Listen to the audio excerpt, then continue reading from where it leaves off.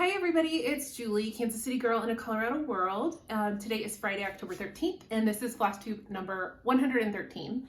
And before I get into the stitching, of which there's plenty, I wanted to give just a really quick little life update. I am officially back in Colorado.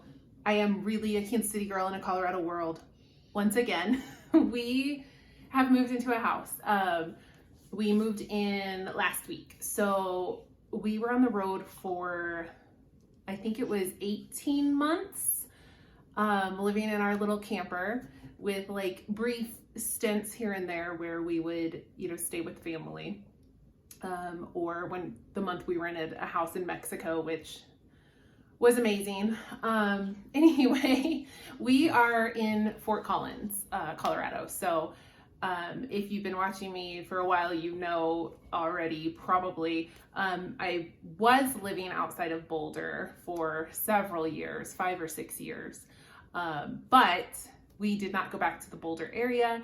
So we are in Fort Collins, which is maybe a little less than an hour north of Boulder. It's still on the Front Range. It's still on the east side of the Rockies. We're still like a similar distance to the mountains. We're closer to Estes Park, Rocky Mountain National Park. That was Arlo, if you heard that. Anyway, yeah, we're in Fort Collins and we are in a house. I am still getting set up. I have most of my stuff is still in storage. So I did get a book, 2 of my bookcases out, and I've got some books up here, but that's not all of my books. So there'll be, at some point this room will be put together, and right now my stitching stuff is literally just in like baskets on the floor because I have no furniture.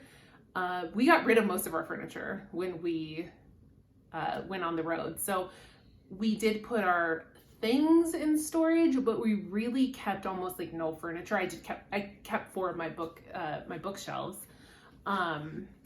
And I kept a big desk for like my sewing, but that's it. I got rid of all my cross stitch storage and a lot of my cross stitch stash, but not all of it. So I still have lots of stash and no storage. So I'm trying to get that figured out. Maybe I'll do like a reveal when that all gets sorted. But regardless, hi buddy. Here's Arlo really thinks he needs to say hello. Anyway, so stitching. It's been a while since my last video. I think at least a month and a half. I don't like to go that long in between videos, but I was moving and had a lot of family obligation stuff going on, just a lot going on. So I hopefully, now that I am getting settled, will be able to film more frequently. Ideally, I would love to film every 2 weeks, but that doesn't always happen. Even when I was stationary in a house, that didn't always happen. So we will see, but that's why this video, there was such a long gap in between videos. And because of that, I have a lot of stitching to show, and some interesting haul to talk about, and quite a few books to talk about at the very end. So the first thing is I have a new reproduction sampler under my design company, Hemlock Rye Stitchery. I will of course link this all down below. I also talked about, I think in my last video, I opened up an Etsy shop because that is something that people had requested. I still have my Gumroad up, and actually all of my free patterns are still on my Gumroad, which I'll link both of those below. But on my Etsy shop, I have my all my reproduction samplers are up there. So if you prefer to shop on Etsy, that's available for you. I don't care which one you use personally, but if you want the free or pay what you want patterns, those are on Gumroad because I can't do that on Etsy. However, when I get motivated, I may put some of those patterns up on Etsy for like a set price, just again for people who prefer to shop on Etsy for whatever reason. But if you want them for free, you should go to the Gumroad and get them. Anyway, I have a reproduction sampler. So I am calling this the Strange Sampler. And the reason why is because the girl who stitched this was named Isabella Strange. And she stitched this when she was 11 years old in 1803. So this was actually one of my oldest samplers. I might have one older, but I think 1803 is definitely one of my earlier samplers. But anyway, this is charted based on the front of the sampler. So those are the, those muted, faded colors, faded from age, faded from sunlight and exposure. But this sampler is really quite small. So it's a really quick stitch. I think I stitched this in a little less than a week. The stitch count is, I believe, 113 by 141, somewhere in that ballpark, if not exactly that. It features 9 colors of DMC, and she's got an alphabet up here, and then she stitched a verse. So the verse says, "Away from fools I'll turn mine eyes, nor with the scoffers go. I would be walking with the wise, that wiser I may grow." I looked this up, and this was actually a poem from, I'll have the information like in the chart booklet, but the man who wrote this poem he wasn't in the church, but he wrote like religious themed poetry, I believe. It's been a few weeks now since I read about it, so sorry, that's not like fresh on my mind, but I like that the verse isn't like overtly religious, although the entire poem does have like a religious bent to it. But yeah, I liked that verse. And if you like the look of the sampler but maybe don't like the verse, I have an alternative verse charted. So like I said, this is the colorway based on the front of the sampler. Now, of course, if you've been following me for any length of time, you know that I love to pull apart these old samplers and look at the back and see what kind of colors we have on the back, because not always, but often the colors on the back are much more vibrant, much more saturated, sometimes completely different colors. So the colors on the back, when I got this out of it came in a frame. So when I removed it from the frame, I was pleasantly surprised by how much more vibrant and different the colors were on the back of the sampler. And so this is the colorway based on the back of the sampler.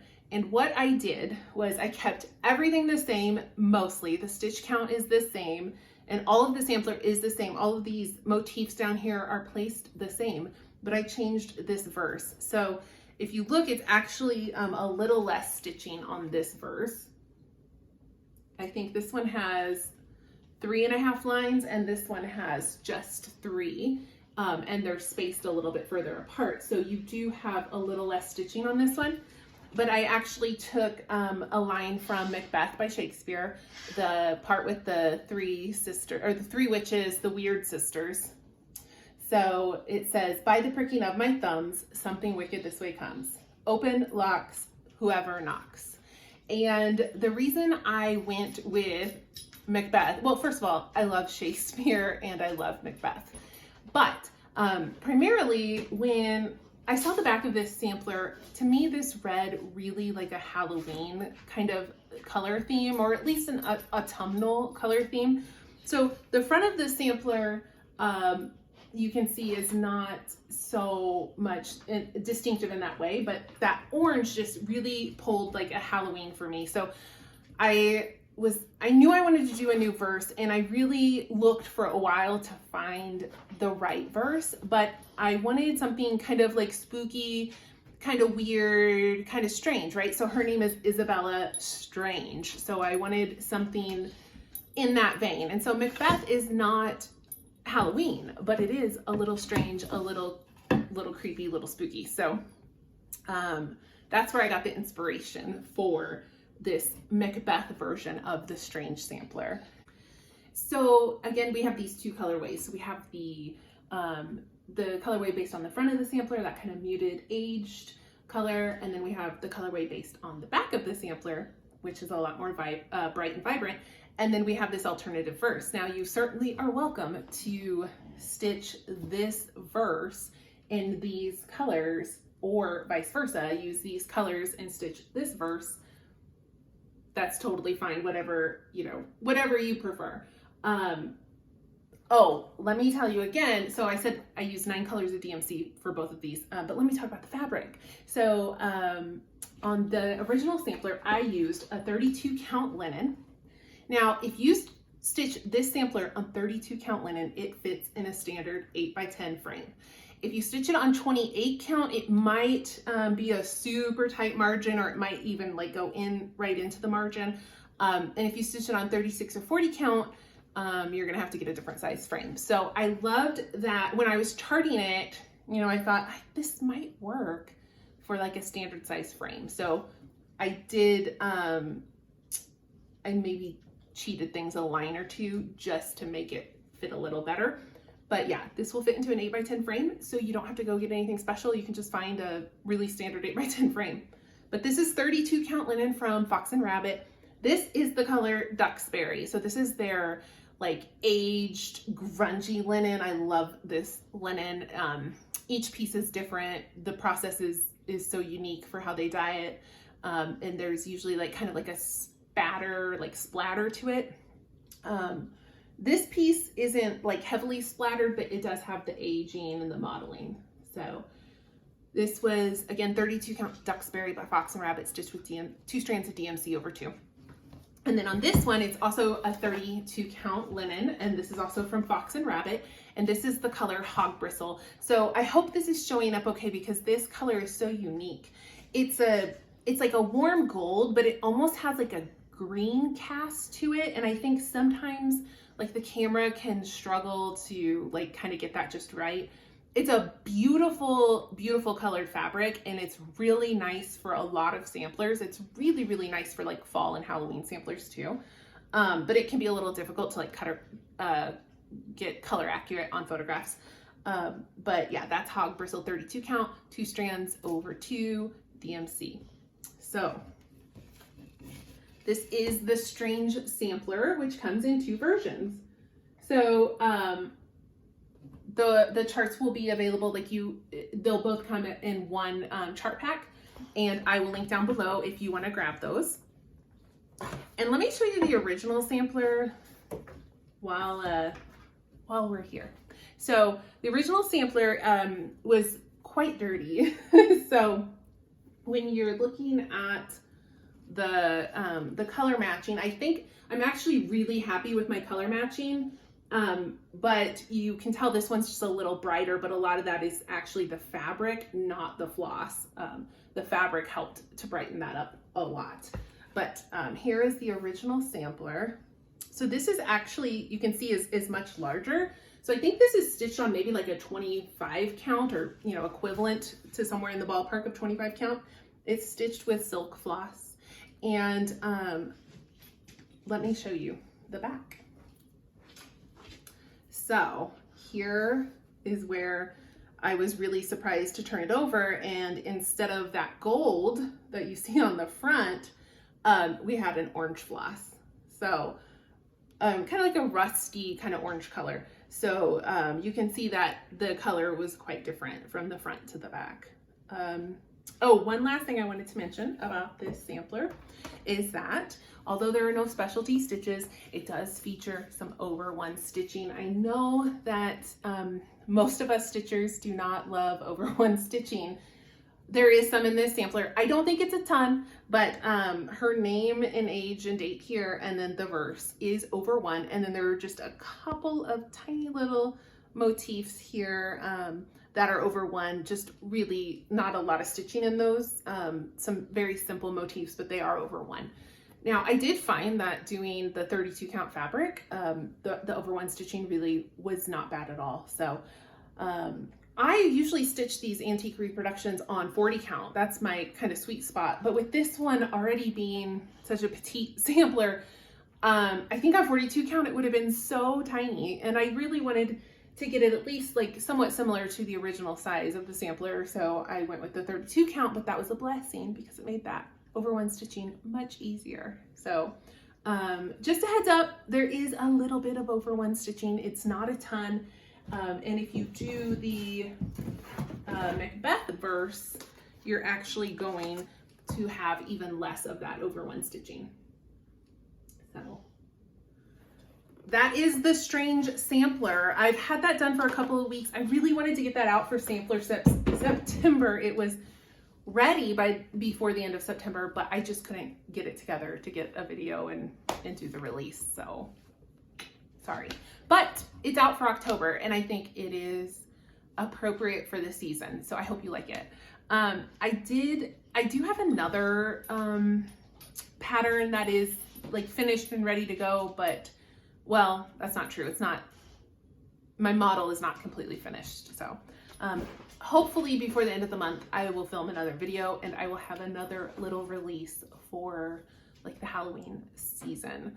So let me show you what I finished that I did not design myself.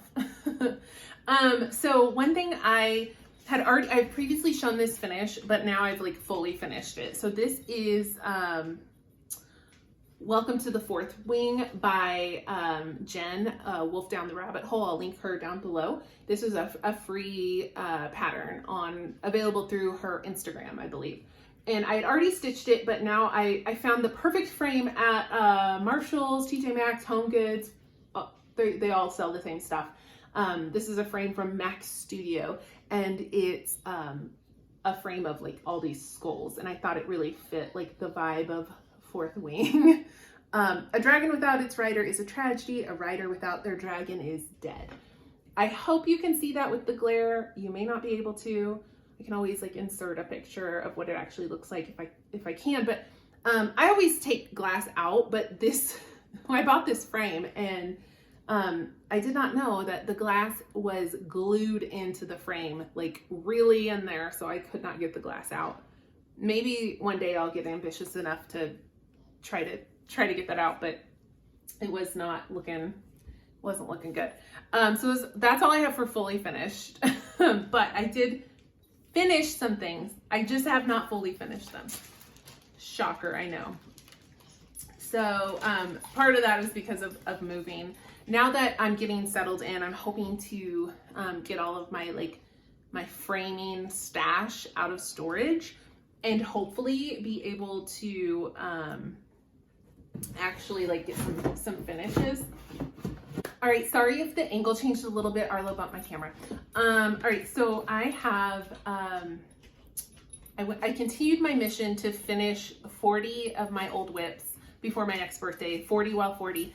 And I was doing so well, but I am definitely off the pace for October. I need 3 finishes this month and October's almost half over and I don't have any of my 3 for October, but I'm doing better than I thought I would when I started this project. So I went back and grabbed an old whip that I thought was close to finished. In case you're new here, WIP, W-I-P, stands for work in progress. Basically, like any cross stitch that you have not finished is a whip. So I grabbed a Tonyo from Satsuma Street. This was something I purchased years ago because my friend Matt in BC Stitcher was stitching one of the other seasons. So she did all 4 seasons, and this is a Tonyo, and he was stitching, I think, spring or summer, I forget. And I loved it, so I went and looked at this one. Called to me. I'd love to do all 4 someday, but this was the one that was calling, first. I used all the called for colors, but I did dye my own like 30 count linen. And that is a Tonyo. It's beautiful. I need to get it finished for this season. That would be a lovely thing. So then I stitched and finished. It was a really quick little stitch. I finished, my friend Marissa, Mkissa Creations, released a Dracula themed pattern. And I'm so sorry I haven't ironed these because I needed to dig my iron out. So I'm sorry if these are all like a little lumpy. Anyway, she released a Dracula pattern called Dracula's Welcome. And I stitched this using the called for colors, But I did stitch, this is a linen from Nicholas Flamel. It was a set of 3 dyed linens called the Bronte Sisters, but the 3 linens weren't like individually named, so I don't know what this one would specifically be called, but it's from the Bronte Sisters collection. I just thought it had a nice, I think Marissa's stitched hers on Murky from Picture This Plus, and I thought this kind of had a similar feel. It doesn't look like Murky, but kind of had that kind of murky, creepy feeling. So anyway, this is Dracula's Welcome. I did make one little change. This border right here is supposed to be repeated down here. And I was gonna do that, and then I realized I could fit this in a square frame if I didn't stitch that. So, Arlo, leave it. I realized I could fit this in a square frame if I didn't stitch that bottom border, so I left it off. Still haven't found a square frame yet for this, but it'll be coming. It'll be coming. And then I finished, this was such a great project. This is a long overdue finish. This is Salem Remembered by the Primitive Needle. This is out of print. It is very hard to find. If you do find it, it usually is selling for a lot of money. This is a memorial piece to all of the men and women who lost their lives unjustly in the Salem witch trials of 1692. So this piece lists them all out. These are all the people who died by hanging. One person was not hanged, he was pressed to death. And then a few, some of the people here at the bottom died in jail before they could be tried or executed, but were still victims of the Salem witch trials. So this is stitched on 40 count old Massachusetts linen from the Primitive Hair. And I did not use the called for colors. I think it calls for silk. Sorry, I have like a loose thread hanging here. I think it calls for silken colors floss. And so I just grabbed 3 colors from Stash and used those. But they're like in the similar tone. What I did was, before I stitched each name, I actually went and read up on each victim. Some of them, there's quite a bit of history available, and others like not so much, but I at least, tried to learn a little bit about each one as I read it up before I stitched each name, so that I could kind of think about them as I stitched their name. And let me tell you, that was heavy. Like I think the first night I was like, oh, okay, I don't know if I can keep doing this. Like, not that I won't finish this, but my original thought was like, I was going to just stitch it until it was finished. And it was so heavy and so sad to read about these people that I thought, I don't know if I can do this for like several days. It's just too horrible. I was up in my feelings that night. So the next day, I tried again, and I felt like a little bit less, overwhelmingly depressed about doing it. It was still heavy and sad, but I was able to continue on and get this finished. But I thought I was going to have to take a break and put it away for a while. Let me get on my soapbox just for a second. I'll be brief, I promise. But I think our society, people in our society, have a tendency to kind of like forget that these are real people and this really happened. There's kind of like, it almost seems like it's a fairy tale, or it's folklore, or or fiction, because like, so, movies and plays have been made about the Salem witch trials, and Salem, Massachusetts, very popular destination for tourism. And I think we just kind of forget like this really happened. And especially like the 1692 is used a lot in like witchy decor, cross stitch patterns. You know, if you walk into Michael's right now and look at their Halloween decorations, you'll probably see some stuff that has 1692 on it. And I do understand why that happens, but I just think people need to take a step back and really, you know, I just think we need to be more respectful. Like these were real people and this really happened, and it was really horrible. If you haven't actually like read about what these people endured, it was horrific. So that's my soapbox. Stop with the cutesy, like witchy Halloween patterns with 1692. It is disrespectful, in my opinion. That's all I have to say about that. All right, that is Salem Remembered. I love this piece. I love how it came out. I used a limited edition color and cotton floss for the names, so I don't remember exactly what it was called, but it was limited edition from like a Halloween box. All right, I have one more finish. So I finished from last October's Just Cross Stitch magazine, not the Halloween issue. It was just like the regular October magazine. This was a pattern from my friend Nikki's Creations, and this was Halloween Shepherdess. And I just thought this was so cute. So I stitched this using all the called for DMC, but I stitched it on a piece of color and cotton 40 count linen in the color Sampler Gold. And here is my little finish. Look how little it is on 40 count. It's wee. And this stitched up pretty quick. Isn't bad at all. I made one change. I think I used a different, I darkened the skin tone a little bit. I think she called for 739, which is this creamy white color. And I just used one of the other like more tan colors that was in the pattern. And then I had to darken the hair because I think that was actually the hair color. So that was that. All right, and then what did I work on? I did work on a few things that I didn't like finish. So, all right, so for my full moon stitch with my friends, this isn't like an exclusive club or anything, like anyone can do this, but on the full moon, each month we try to work on a piece that is like kind of moon themed, and we had all really fallen off the wagon and hadn't actually done any like full moon stitching in months and months and months. And so we kind of regrouped and we were like, all right, come on, let's get back on track.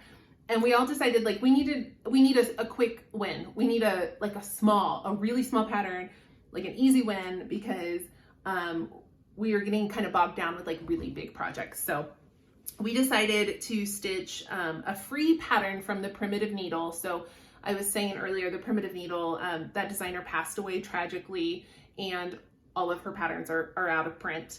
But she did have a freebie called By the Light of the Moon. And you can, if you Google it, you can find it like online. And it does say on the pattern, like, you know, feel free. Well, I have it right here. Let me see. It says, this design may be reproduced. So, I'm stitching it, like it was basically like someone took a picture of their free pattern from way back when and they put it online. And I feel okay about that because it was a free pattern originally, and she said it could be reproduced. So anyway, am I using the called for? I'm not using the called for colors, but I'm using colors like in the same, you know, that look the same tone. And this was a piece of, I think this was actually a linen from Nikki's Creations. I think this is her, I think she calls it Old England. I could be wrong, but I think she calls it Old England. It's a 32 count linen that she dyes herself. So this is stitching up really fast. This was just 2 nights of stitching, the night of the full moon and then the next night. And I could have just pushed and finished it, but I decided to save it to finish it for like October's full moon. So hopefully I'll have a finish next video of this. Like I said, we needed a quick, easy win to get us back on track for our full moon stitching. So then I stitched on an old, I was trying to get some old wicks out. And I decided that I might be able to finish AHTEE by Kathy Barrick. I love this sampler. It's a lot smaller than it might look. Like it's a very petite, it's a petite Quaker sampler. I had such a small little start on this, but I still decided it was finishable. So I did work on this for a little bit. I did not finish it, but I got some great progress on this and I'm loving how this is looking. I'm stitching this with a Threadworks floss. It's got a really cool variegation. It goes from like a dark brown to a dark emerald to a dark navy. And I'm stitching this on a piece of R&R reproduction fabric. It's a 40 count and it's called Antique Cotton. It's so beautiful. It's just like that perfect creamy gold like sampler shade. I don't know, this is probably just kind of looking like a dark floss, but there is, like I said, there's some really cool variegation in there. Green to blue to brown. And I only had like this little motif here done, so I got everything else done. And I reached the end of the sampler. And I love how this floss is looking. It's so pretty. I still think this is finishable, but this was one that was like kind of a stretch goal. Like, maybe could finish it, but it wasn't going to be like an easy finish. So I'm glad at least I got some work into it. Maybe next time I pick it up, I can actually finish it. I did get some car stitching done on my plastic canvas piece, but I'm not really in the car as much now. So this will have to just probably become like an actual regular stitching piece if I ever want to get it done, because I'm not going to get it done in the car. So this is a plastic canvas kit from Innocent Bones. And so I bought this from her and it came with the plastic canvas and the floss and the patterns. And it's called I Am the Moon. And I've gotten a ton done on this since last time I showed it, but I don't know if anybody remembers.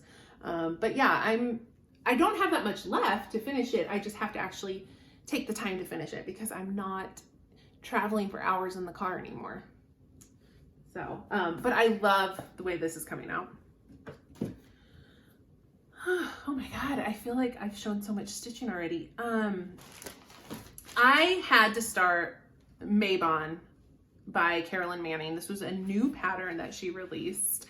I had so much fun stitching Aurora, which was that a really small Carolyn Manning. I had so much fun stitching that. So I had to start another one after I finished that. But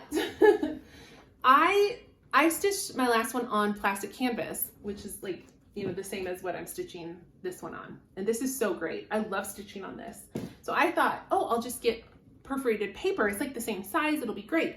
And it is, it's fine to stitch on, but I didn't realize perforated paper was quite this fragile. And I made this a car project, and you can probably tell my perforated paper is just bent all to hell. I think when I'm done, I'm gonna see if I can like iron it. I think it should work. I think an iron will smooth this out. But this is not a good car travel project because it is not as sturdy as I thought. I don't know why I thought it would be. It's not. And I almost feel like this is maybe like flimsier perforated paper than I'm used to, because I've stitched a lot of Mill Hills, and granted they're small, but I don't feel like the paper was like so delicate with them, but I don't know. This is Alda called for DMC floss. This one's bigger than the last one I stitched, but it's still pretty small. I think it's like 107 by 107, so it's not terribly large. And I do love how it's looking. I love like that kind of fall color, but I'm not in the car. So again, this is when I'm gonna have to finish as like a regular stitching. Oh my gosh, this paper, I don't know if it's showing up on camera, but this paper is so beat up. I'm just crossing my fingers that like it doesn't rip and become like unstitchable before I'm done with it. That was a mistake. I would not recommend Carolyn Manning on perforated paper. Would, however, recommend Carolyn Manning on 14 count plastic canvas. That was a super fun way to stitch that pattern. All right, so then I decided I needed to try for another finish. So I got out a whip that I thought was finishable. And I do apologize, I printed this out in black and white. This is from Wild Violet Cross Stitch. This is Emily Dickinson Birds. And I started this as a stitch along with my friend Heather. Link is my homeboy. And I think Michelle BeStitch Me like committed to start it with us, but I don't remember if she ever started it. I'm gonna put her on blast for just a second. I love her. I love her dearly, and she knows that I mean this in good fun. But Michelle will commit to any stitch along. Whether she will actually do it is another thing. So she's always like, yeah, let's sell that, let's go. And then you're like stitching away and you're like, did you ever even start that? And most of the time she did not. So, but I love her enthusiasm, and she's such a cheerleader, you know, because she's like, you're like, hey, like, I love this. And she's like, I love it too. And you're like, okay, I think I'm going to start it. And she's like, yeah, let's start it. Like, she's very encouraging. She is definitely an enabler. But the follow through, you know, but hey, I have the same problem. I love to join a stitch along. I don't always keep up or finish them. Anyway, this is Emily Dickinson Birds by Wild Violet Cross Stitch. And that's the black and white version, but you get the idea. And so I'm stitching this on, I don't even know, this is like a mystery linen. I don't know what it is. It's very beautiful. And I'm using a floss that I got from Barbarol Creations. I think it was a limited edition floss. It's like a navy black eggplant. It's really pretty. And I don't know if this is gonna show up like color accurate, but it's kind of like a rosewood, like deep, like pinky brownie red. So, and it's like a 38 or 40 count, somewhere in there. I'm using one strand. And so I started stitching on this. There's some fuzzies on there. Yep. Anyway, I started stitching on this, and I definitely could have finished it. I absolutely could have finished it. But I just all of a sudden was like, no, I want to stitch on Halloween. Like, instead of going for the finish, I'm going to set this aside, stitch the fun, like seasonal stuff I want to stitch on, and then I'll come back to this and finish this. So this could easily have been a finish with like 2 days of stitching. I just wanted to stitch Halloween, honestly. So, I'm not going in order, by the way. So if things are looking a little weird, that's why. I did catch up on the Frosted Pumpkin Castle Homecoming stitch along. This is the only stitch along that I have been caught up on. However, they released a new part, I think today. Yeah, they released the next part today. So I'm not like currently caught up, but really, I mean, I'm caught up, right? So this is Castle Homecoming, and this is a Mystic Fabrics 32 count. It was in a Halloween box, so I don't know that, I think it was limited edition. It's called Sweet Treat. And I am not using the called for colors, but I sort of am. Like I'm using the called for DMC, but I'm subbing in metallic or Krynic floss, like DMC Etoile, Krynic, whatever like sparkly floss I have. I'm subbing it in like random spots where I feel like it. And I'm generally like kind of sticking with the color. Like this dragon was overall like kind of a green dragon, but I used all like metallic floss. So it is a little different. But this month's section, I was inspired to make a big change. So I got to the princess, and I changed, I wanted to make her dress sparkly. So I started changing the colors, and then I was like, you know, that looks like Princess Peach, from Super Mario. And so I totally changed her hair. I think her hair is like kind of like a golden brown color. And so I gave her Princess Peach hair. So I did, that was like the first like real significant change I've made. Otherwise I've just made things sparkly. But I did actually, you know, pretty much change her hair color and her dress color to make her Princess Peach. Just because I can. Why not? This is so cute, and I love how it's looking. And I'm pretty much caught up. I have a month to stitch the next part. So I kind of feel like I want to like stay caught up with that one. Another stitch along that I'm doing that I'm actually not too far off on this one either is Rare Horror Flies by Noctiflora Designs. I did have this caught up, but then she releases sections weekly. So I'm now, I think, 2 weeks behind again, but they're really small sections and it's like really easy to catch up. So like I was really behind and I caught all this up in like 3 days.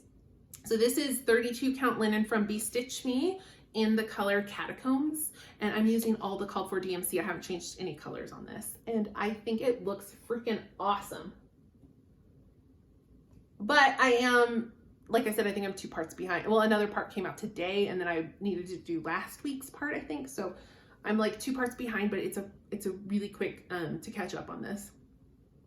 And I love it. I think it looks so good. It looks amazing. I think that's all my whips. Let me double check. Yeah, that's all of them. Oh my gosh, that's I feel like I didn't stitch a lot because there was so much going on, but then I did stitch a lot because it's been so long. I did want to show a gift that I got from my best friend Amy. She's Gable's Stitcher on Instagram and on Flosstube.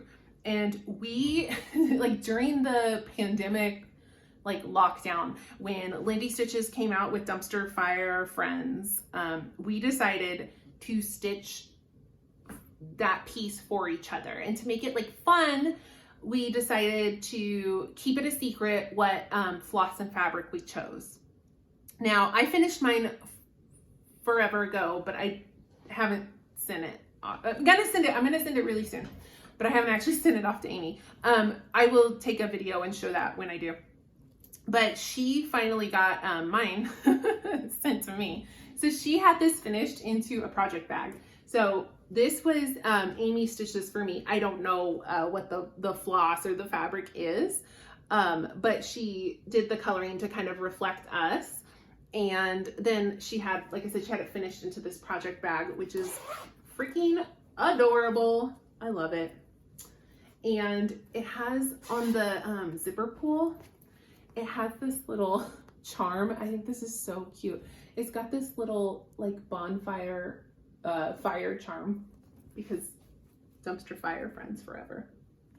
So that was Amy's fully finished object that she gifted to me and I love it. And now I can use it because I showed it to you guys. All right, so I have some haul and I want to talk about, I want to talk about going to BeStitch Me, the LNS. So BeStitch Me is a fabric dyer. A lot of people are in her fabric club, but I think people maybe don't realize that she has a brick and mortar store. And I think she opened it last September, so it's just a little over a year old. And I was driving from Illinois to Kansas City, and I thought, let me just check and see if like, I know there's some cross stitch stores in Illinois. Let me see if any of them might be like on the route, or if I can, you know, take a little detour and like make them on the route. Well, it turns out BeStitch Me in Moline, Illinois was dead on the route. I didn't even have to like, you know, take a detour. Like I just got off the highway and it was like right there. So Moline, Illinois is, I believe, is part of like the Quad Cities area in Illinois. If you may have heard it as Quad Cities rather than know the actual city Moline, but either way, it's in that area of Illinois, and it is it was right on the way to Kansas City. So it was like a last minute decision. I think I decided like the night before, and was like, okay, if I leave at a certain time, I'll be able to stop and go there and then get lunch. So it all worked out, but I didn't have time to like reach out to Brandy, the owner, to tell her I was coming, to see if she was gonna be there. I didn't know. I was hoping she was gonna be there. Well, spoiler, she was there. So it was she was so sweet. She was so sweet. So I actually took a little bit of video of my journey to BeStitch Me. It's not long, it's like less than 3 minutes. So if you want to skip ahead, you can, but it's a real short video. I'm just gonna insert it here. Hey guys, I am just about to go into BeStitch Me, a local needlework store. I'm so excited. I am crossing my fingers, hoping that Brandy, the owner and founder, is in the shop today. If she's not, she's not, that's fine. But I hope I get to meet her. I don't know if she even knows who I am, but I'm I'm going to introduce myself, and I'm going to ask her if I can, or whoever is there at the shop, I'm going to ask them if I can film just like a little bit of footage, just to show you guys the shop. This was a super last minute, like thing. So maybe I'll run into somebody I know, or who will know who I am. But I didn't have a chance to like put a shout out like, hey, Saturday, Labor Day weekend, like come see me at BeStitch Me, because it was a super last minute decision, and also I didn't know like what time I would be hitting town. So yeah, so there's that. But yeah, let's see if we can get some footage. There it is. This is a somewhat busy street, and trying to find parking was interesting. So I'm hoping they're open after all that trouble.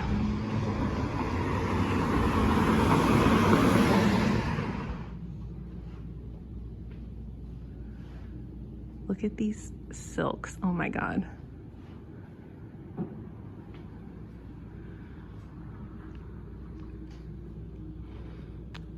So here's the door. Here's the stitching area. Look at this floor. So I was just chatting with Brandy, and she said that this floor is modeled after her Galaxy fabric. She did this herself. It's awesome. Look at this floor. There's so much in here. I haven't even shopped yet. I've just been overwhelmed. Racks of fabric, silk.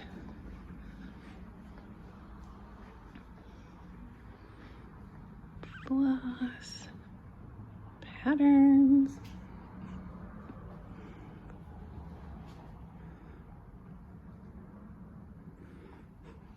I wasn't trying to do like a full shop tour, but I'm kind of doing one. A little bit. I definitely need to come back over here and grab one of these.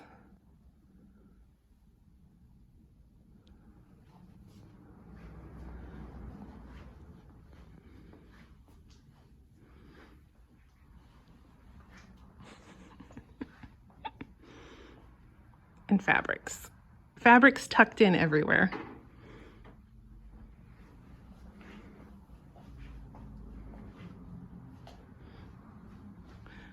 There's a lot crammed in this little shop. All right, I'm gonna go shop. Okay, so like I said, Brandy was amazing. She was so nice. And the shop was amazing. I was there for probably at least an hour, but I didn't, like, I was getting a little overwhelmed because there was so much, and I already had like so much I wanted to buy. So I think, you know, I looked at everything, but I didn't get to like really, like I didn't get to flip through like all of the Mirabilia patterns, or like I didn't get to really look at like every pattern. And you know, I didn't get to like really dig in, but I mean, I found plenty. So let me show you what I got at BeStitch Me. I have been holding on to this stuff forever. So my random impulse purchase at the cash register was these floss drops, and I kitted up my Carolyn Manning Maben, I'm never sure how to say that. I think it's Maben. I was gonna look that up and I forgot. I look it up every year and then I forget every year. Anyway, she had these fluorescent pink thread drops, and I was like, I need those. So I got those. Again, that was just like my random impulse purchase. I bought I wanted this new Mirabilia. This is called Blackbird. And this one was one that had to grow on me. Like when I was first released, I was like, ooh, pretty, ooh, you know, and then the more I looked at it, I was like, oh, I really like that. And then I kept looking at it, and I kept liking it more each time I saw it. And then Nora Corbett said, I think like in a Facebook group, that she was inspired by Kathy from Wuthering Heights when she did this design. And then I was like, oh, sold, absolutely, yes, need it, love it. So I don't know when I'm going to stitch that, but I love it. I love it. I love it. And then I've been wanting to get more Bella Filipina patterns, but you can't just get them like anywhere. And Brandy has them at BeStitch Me, and she like has the accessory packs, and then you have her beautiful fabric. So I've wanted this one for so long. This is Hummingbird Pixie. I love, when this came out, somebody said, you know, she looks like a drag queen, and I was like, oh my God, yes. And I love it. It's the makeup. It's the heavy makeup. I love it. So I got this, and then I got the accessory pack, which comes with, you know, all the Krynic and all the beads. So like, I'm good to go. I just got to get DMC for her. And then I was looking for fabric, and Brandy helped me. I got like personal fabric, like consult with Brandy from BeStitch Me. I decided to go with a sparkly fabric, and this is called Twinkle. It's a 32 count Lugana, and it is so pretty. Like, isn't that amazing? So, she's gonna look so good on this. I love it. I was dying. I wanted to start it like that day. Like, I got to my parents' house and I was like, do I have the DMC with me? And of course, like, no, I don't have any of that DMC. And I was like, should I run to the store and get all this DMC? Like, I wanted to start it immediately, but I decided like to hold on. I knew I had the DMC. I'd get back to it eventually. So I held it together, and I still haven't started it, but that's okay. I got this buttons and beads from Mill Hill. I love this one. It's the Haunted Cottage, and it was like sold out online everywhere. Sorry if there's a glare, guys. I'm sorry. Hopefully that's showing. So I got that, and then I got this 32 count Lugana. The color is called Reef. And I got this for the Fiberlicious Bella Filipina Mermaid Stitch Along, which I have not started, but part 1 has come out. I haven't started it yet, but isn't that a perfect fabric for a mermaid? Or for four small seasonal mermaids? I think it is. And then I was looking around the shop, and I saw Ingleside Imaginarium, Brittany, had released at Market her pattern called Don't Feed the Plants, and I loved it, and I bought it as a PDF from Brittany, but she had stitched it with a silk pack from BeStitch Me, and at the time I was on the road, I didn't have an address, so I just bought the PDF, and then I was like, you know, I'll just have to figure it out later. Like, so I had never started it because I didn't have like the right colors, and, you know, just didn't have like the means to sit down and like figure out the floss situation. So I was walking around the store, and I saw Brittany's patterns, and I said, oh my gosh, do you have the floss pack for that? And she's like, oh yes, of course. And she like went and grabbed it for me. So I got the silk floss pack for Don't Feed the Plants. So now all I got to do is pick a fabric for it, and I am like ready to start it. I love that pattern so much. I think it was such a fabulous pattern. So, all right. That was my big, you know, that was my big thing. I had so much fun at BeStitch Me. Hi. Look, he's very upset that I've been talking to myself for however long it is. It feels like it's been an hour. It probably has been. I'm sorry, buddy. All right. So, other haul, I don't feel like editing I bought some PDFs. I don't feel like editing them in. Whenever I finally get around to stitching them, I'll show you then. I went to the thrift store near here, and I struck jackpot. Like, first of all, I found this. You've probably noticed this behind me. I found this. This actually isn't cross stitch. It's needlepoint, I think, because it's just like the half stitch, but I thought it was cross stitch, and I actually didn't notice it wasn't cross stitch until I got home, and I still love it. I mean, it looks like cross stitch. It's absolutely stunning. I don't know why it was donated, but it's beautiful. I paid $14.99 for that, and I was happy to do so. But I think a stitcher, maybe like her whole stash got donated, because I found that. Oh, sorry if I just moved the camera. I found that, and then there were like a million like cross stitch magazines and older stuff. And I'm not going to show all that, but like, you know, just this thrift store always has like all those old like 80s magazines. But I went over and started digging through, and I like came across a Prairie Schooler, and I was like, oh, and then like just bam, bam, bam, just started seeing all these Prairie Schoolers. So I got all these for like 50 cents. So I got a Prairie Christmas. I'm just gonna go through these really fast. These are originals too. I got Holiday Homestead. This stitcher loved Christmas. I got Up on the Housetop. Yeah, Up on the Housetop. I got Christmas Miniatures. I got December. A lot of people have done this one. I got Santas and Snowmen. I love this. And then I found some other like non-Prairie Schooler stuff too. Oh wait, and then I also found this one. It's Amish Life, I think is what it's called. Yeah, Amish Life. And I was in a rush too. So like I was just flipping through this stuff as fast as I can. I actually need to go back and like be able to really take my time and see if I missed anything. The lady at the checkout said, oh my gosh, someone came in last week and bought a stack this high and they spent $100. So I don't even know what I missed out on. Like someone got there before I did, and I still feel like I got a lot of good stuff. This is Homespun Elegance Winter Gathering. This is Hillside Samplings Sledter Snow Kids. There was one Rosewood Manor Cranberry and Pines stocking.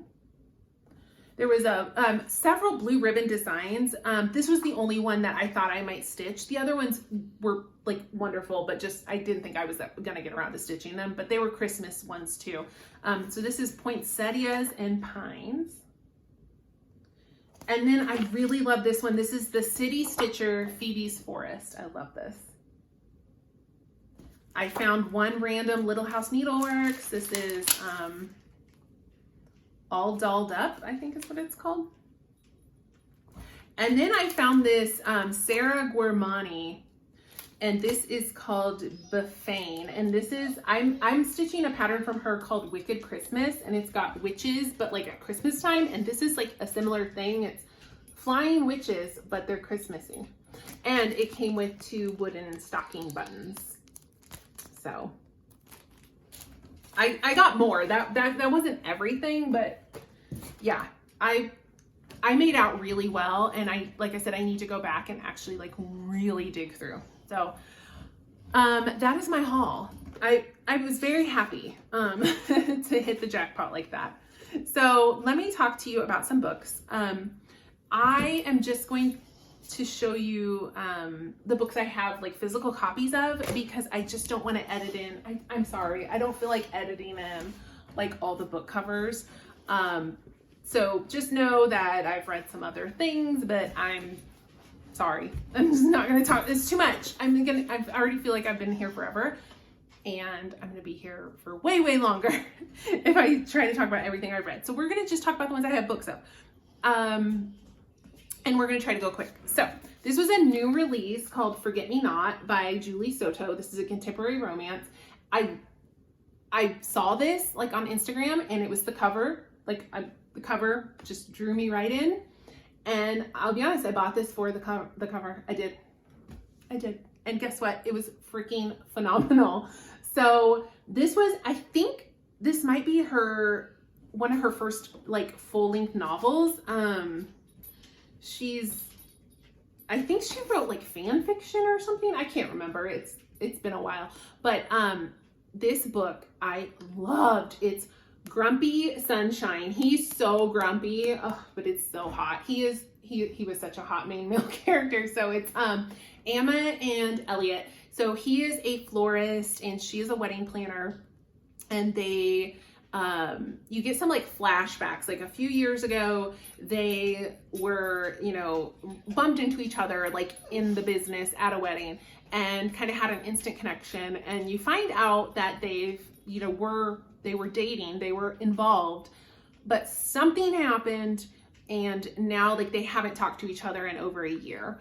And they're kind of thrown back together on a wedding. She's like intentionally avoided working on any weddings with him, but for various circumstances, like they have to work together again. So they have to it's like a second chance romance, which is not my jam. Like usually if there's a second chance romance, I'm not interested, but this one was done well. It made sense. And I loved the characters. So it was really good. So I loved this book. If you can get it, if you're interested in contemporary romance novels, like this one is so good. I loved it. So then I read Archer's Voice by Mia Sheridan. This is a very popular romance novel. It's a contemporary romance. It's available on Kindle Unlimited, but it's also, you know, I've seen it for sale. I see it at Walmart and Target all the time. So this features Archer Hale. He is, he had something that's happened to him in his childhood, like some kind of accident. It's kind of a mystery that like you discover like through the book, but he is mute. He's not deaf, but he does not speak. And he has become an outcast in his little town in Maine because people don't understand him. They don't know how to talk with him, and he's kind of like a loner, and he's kind of looked at as like kind of like that weird boy. Like tragic family backstory, but you know, like he's a weirdo. That's kind of how the town sees him. And this young woman, what is her name? I forgot. Is it on the back here? No, it's not. I don't remember what her name is. I'm so bad. I always forget the names like as soon as I'm done reading. But anyway, she needs to get away from where I think she was in Chicago. That might not be right. But anyway, she needs to get away. So she like takes a road trip and she ends up in this little town, and she's like, all right, I'm going to rent this little beach cottage and like just get away for a couple months. And she actually knows sign language because her father is deaf. So she she bumps into Archer, and she realizes that this doesn't matter. I don't need to give you this whole story. But anyway, I think she thinks he's deaf. She starts signing. He signs back. She does realize eventually that he's not deaf. But anyway, she's like the first person who's really taken the time to like get to know him and communicate with him. And it's just, it's their love story. It's very, very, very sweet. But it's really also, you know, emotional, and it's really well written. It was really good. I really loved this book. Not like my usual kind of book, but I really, really, really enjoyed it.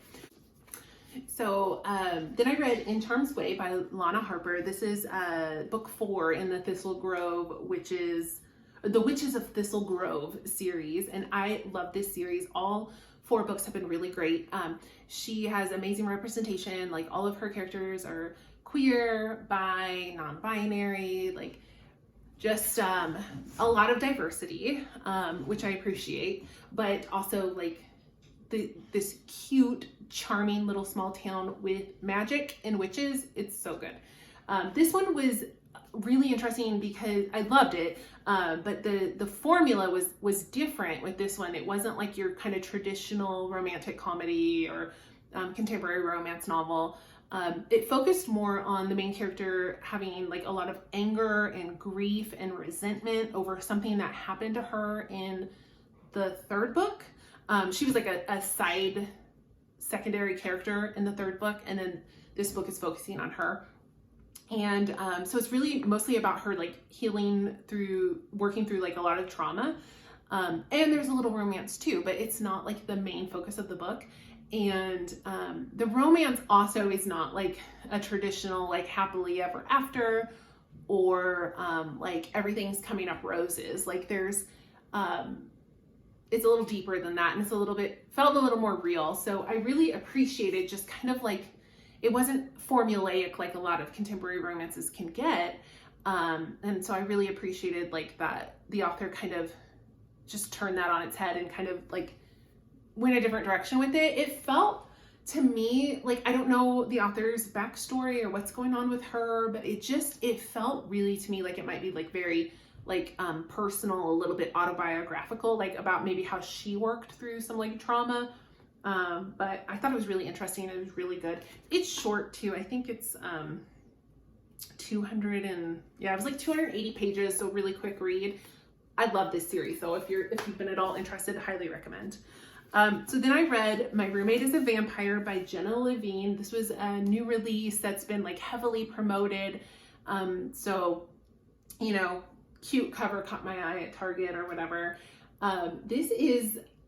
It feels like a Pride and Prejudice kind of inspired romantic comedy, but it features, you know, a woman in our modern world, but this vampire is from like the Regency era, and he kind of has like a little bit of a Mr. Darcy kind of vibe, so that's why it feels like a little bit Pride and Prejudice.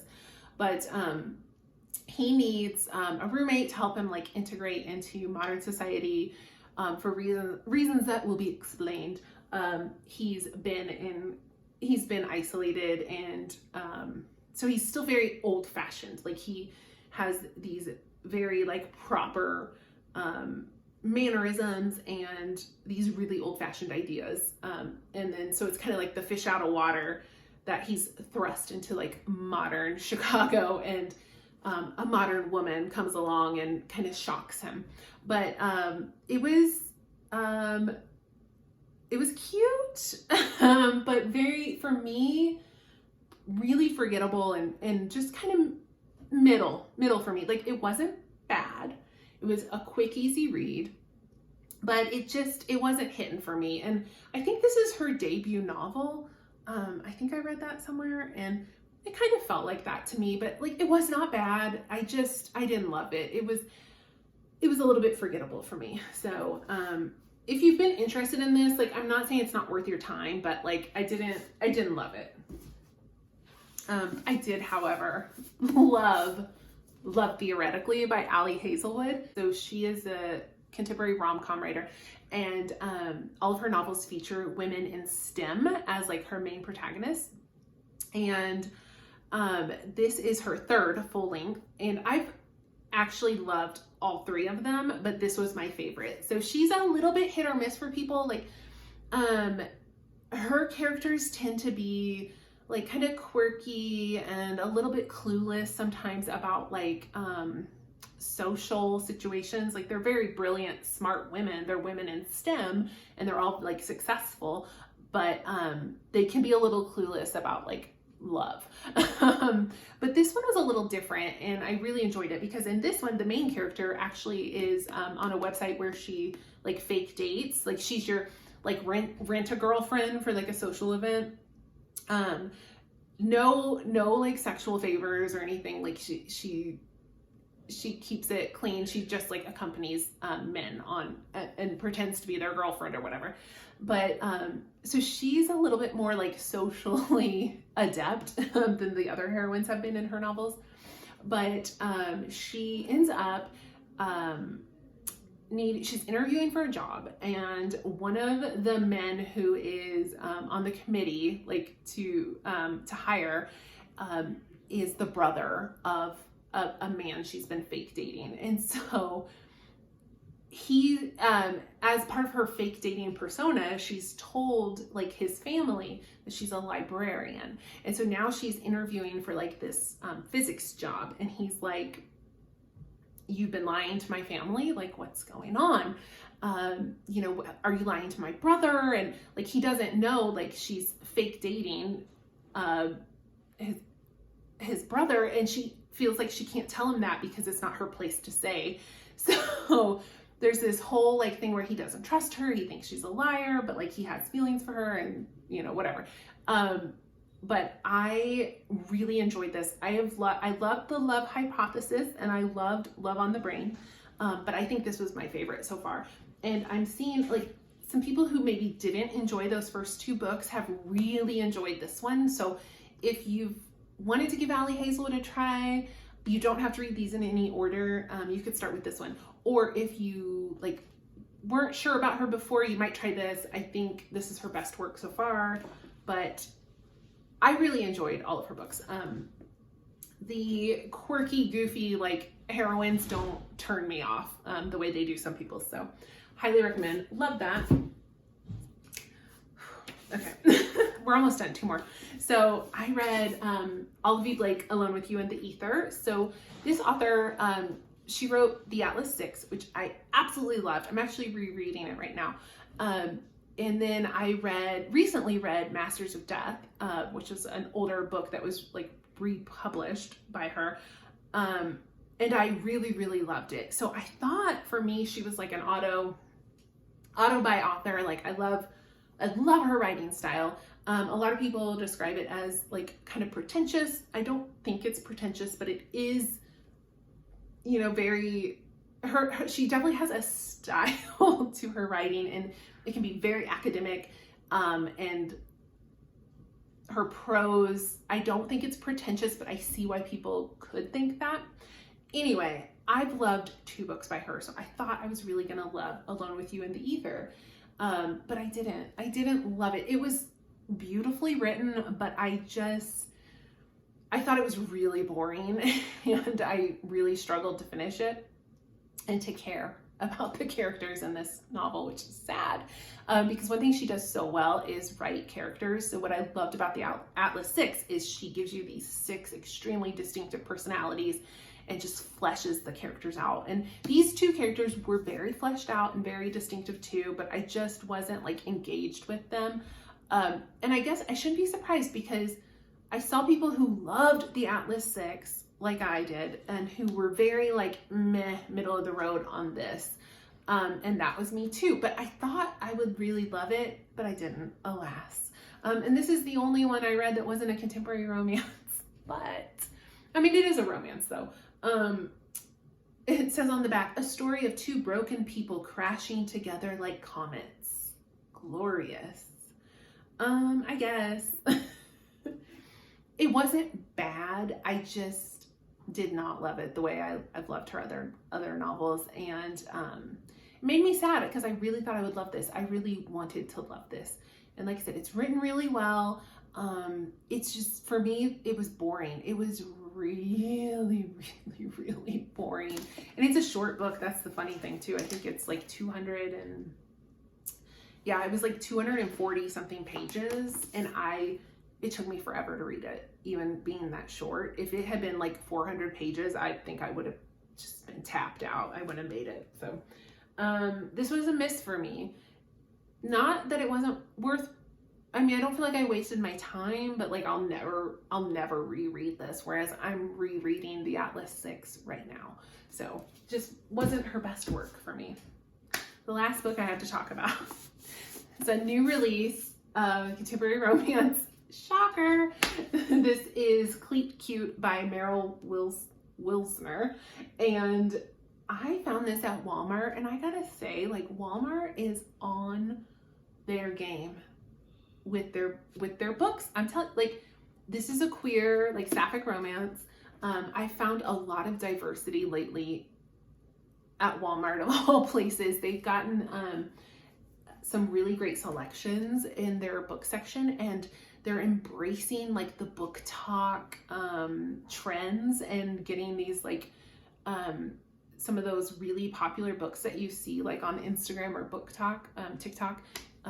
They have a lot of those. So like, if you haven't checked out your Walmart's like book selection, like just go, you know, take a little gander if next time you're there. So anyway, this is Cleat Cute. This just came out like a week or 2 ago. And this features 2 professional women's soccer players, and it was so good. She's grumpy, she's sunshine, she's like the old seen everything veteran, and she's the rookie, like bright-eyed, bubbly newbie. And they fall in love. Oh, it was so good. I loved it. It's like, it was funny, it was steamy, it was angsty, like it was just really, really, really good. I loved this book. So if that sounds interesting to you, highly recommend. All right, that's all I got. Oh my God, I have to do so much editing for this video. All right, so that is it for now. Thank you for watching, and I will try not to be gone so long before my next one. I'll see you guys soon.